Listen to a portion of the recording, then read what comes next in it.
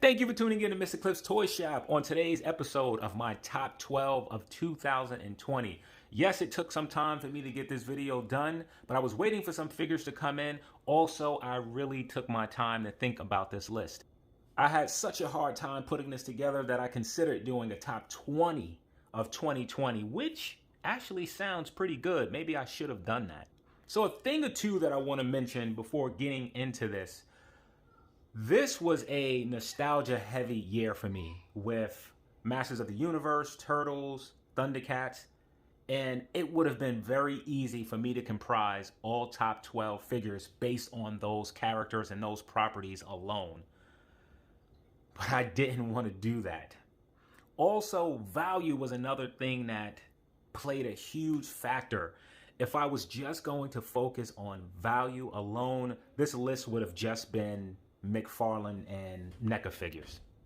In my opinion, those two companies just produced figures this year that last year that other companies couldn't compete with when it came to value.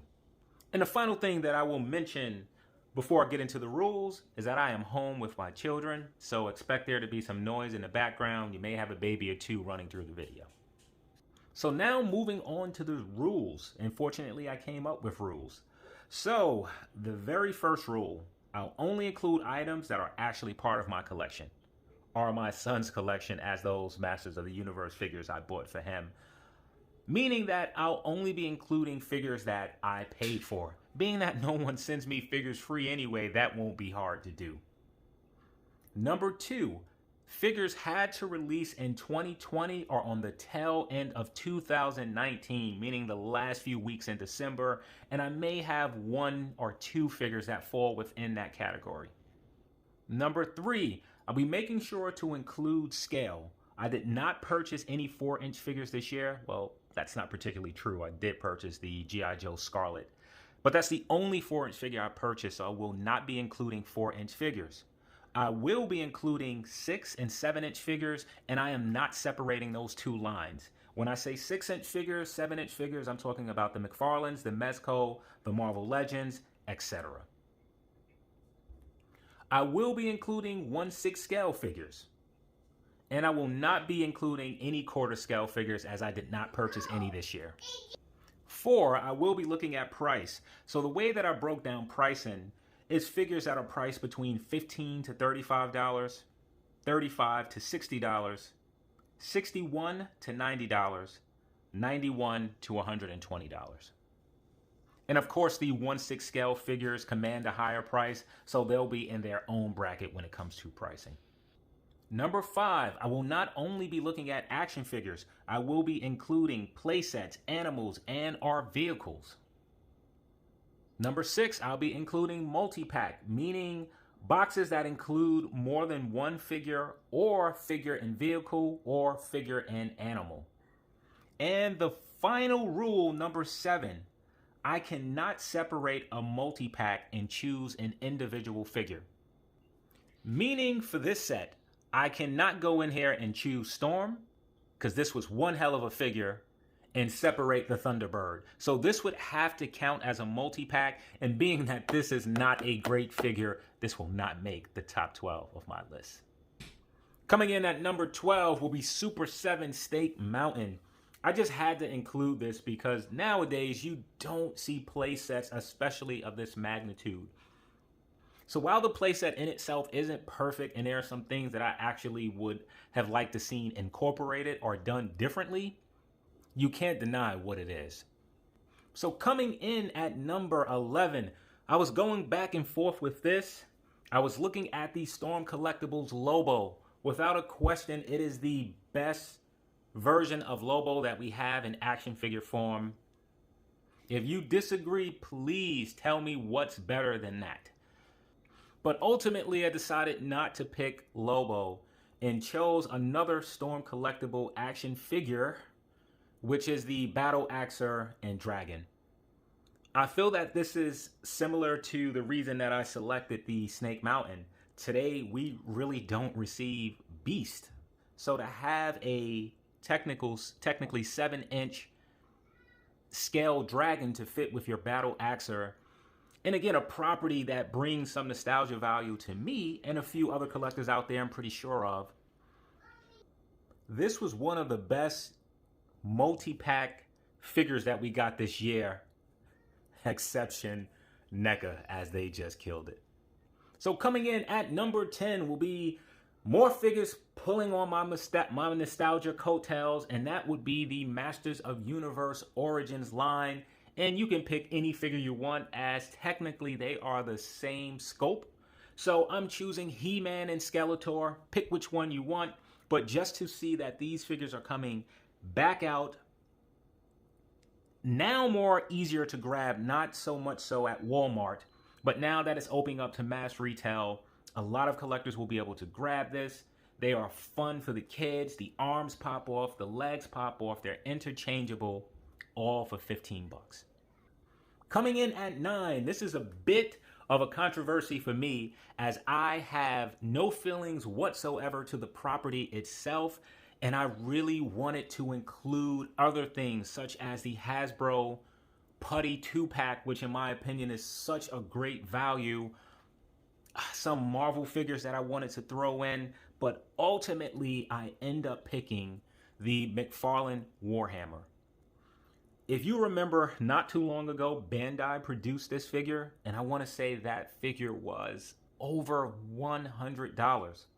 So now to have a similar figure, which is about the same size, paint applications are done nearly as well, and you get a good amount of accessories for a fifth of the price, I could not leave this off of my list, even though the figure itself didn't mean a lot to me, as I was completely unfamiliar with the property. So while I don't know what Warhammer is or who this specific character is, I will absolutely be army building these figures. Coming in at number 8, we're at 8 already, will be the Storm Collectibles Disciple Locust from Gears of War.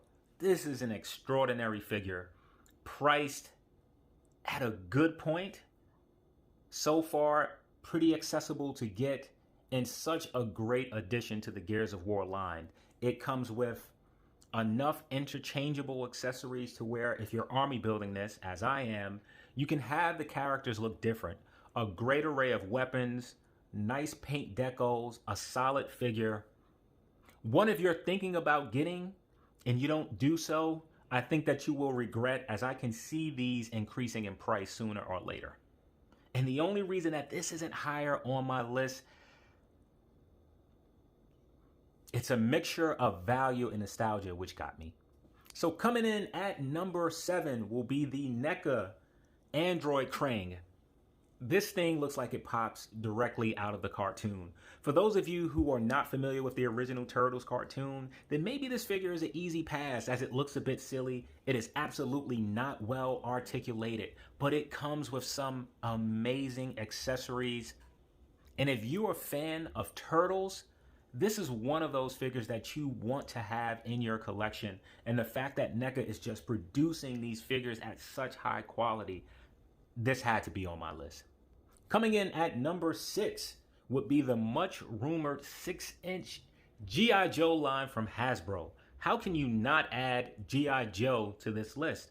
Now, while there wasn't a figure in particular that did it for me, I would say it would probably be between Snake Eyes and Destro. So I'm just going to go with Snake Eyes, just to have G.I. Joe enter that 6-inch line, just to be able to collect G.I. Joe again. Now, what I hope Hasbro does, don't just give us action figures. Find a way to give us vehicles, and please find a way to do something about the distribution of these figures, as many of them are super difficult to obtain. I still haven't gotten a Baroness or a Firefly or a Beachhead, and those are all characters that you want to have to your lineup. So Hasbro, you need to do something about that. Okay, so rounding out my top 5, no regrets at this point.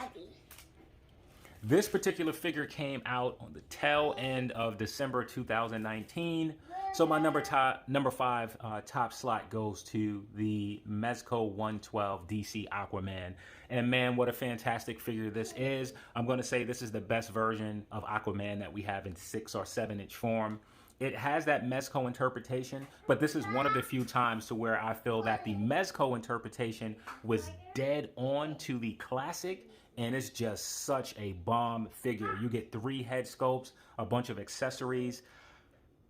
If I can find just the body of this figure for maybe 40 bucks, I will definitely buy it so that I can have 2 of those Aquaman in my collections. Excuse me, sir. Out of the video, please. Thank you. Coming in, well, before we dive into number 4, I want to throw a few honorable mentions. The first 2 will be from Marvel Legends, the Marvel Legends Kingpin. Man, that was just such a great figure, especially being that I didn't purchase that Kingpin wave, as I really didn't care for the characters that came or the costumes that some of those characters had, so I passed on that.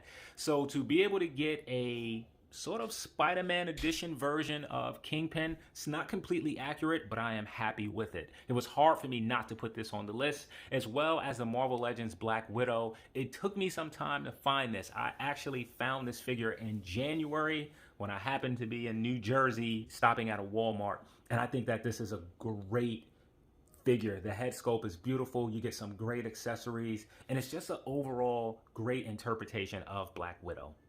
And the final honorable mention before we go into the number 4 slot, I got back into Transformers Masterpiece Collection this year, was able to pick up some extraordinary figures, but the one that I really want to talk about is the Gigapower Dinobot Grimlock.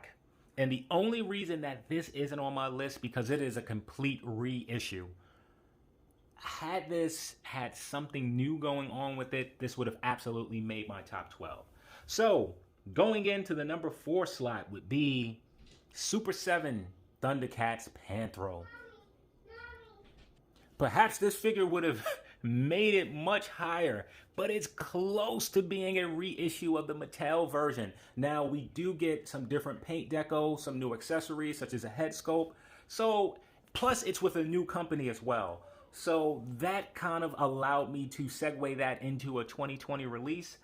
But it's Thundercats, man, and Panthro comes with such cool accessories. And now that we know that a Thunder Tank, we don't know that a Thunder Tank is coming. A Thunder Tank was revealed. If Super 7 hits the number that they need, then the Thunder Tank will be developed. But I'm feeling optimistic about that. Again, it is Thundercats. I felt like we would not get any more solid Thundercat figures. So, way to go, Super 7. Keep pumping them out as long as you can. I'll continue to buy them. Coming in at number 3 will be the McFarlane Toys DC Azrael. What an extraordinary sculpt this is. Paint application, super clean and neat. And the overall design of this figure, especially, I don't know if that's supposed to be a cape, but the way that McFarlane Toys engineered that is just fantastic. And that is such a great figure. I have 2 in my collection. I know that it doesn't make sense probably to army build those. Well, I can't say that it doesn't make sense, as I don't know what the storyline is. So perhaps there were many Azraels. I don't know. But it's such a great figure that you can add that in with a lot of your other lines. It just doesn't have to stick with your DC figures. And when it comes to action figures, that's something that I really like. I love characters to where you can move them from their original line and incorporate them somewhere else. And for that to be $20, unique scope, fantastic figure. That could have easily been my number 1. And coming in at my number 2 slot will be another multi-pack. And maybe this was the year of multi-packs. We really received some great figures that came in 2 or 3, etc. And in my opinion, this is probably the best 2-pack that we gotten all year. And it's the NECA, Toka, and Raza. Just the scope work on these 2 figures. The price point for 70 bucks, meaning that these figures were $35 each. This is amazing scope, and it is unlikely that NECA will be able to use this scope anywhere else. You get some good accessories with it, and it's no one else that's doing this. So the fact that they went back, gave us some turtle figures from the movie, that just came out tremendous. And I know this will be the centerpiece of a lot of Teenage Mutant Ninja Turtles collector's collection. So before going into the number one spot, keep in mind, this is my list. There may be some things that you agree or disagree with. Hey, how can you not have this figure in? And trust me, I may be in agreement with some of you. Almost every NECA product, in my opinion, could have made it into this top 12. It was hard for me not to include the Baxter Stockman and Splinter 2-pack. It was hard for me not to include other companies such as Storm Collectibles Lobo. There were a lot of great figures this year.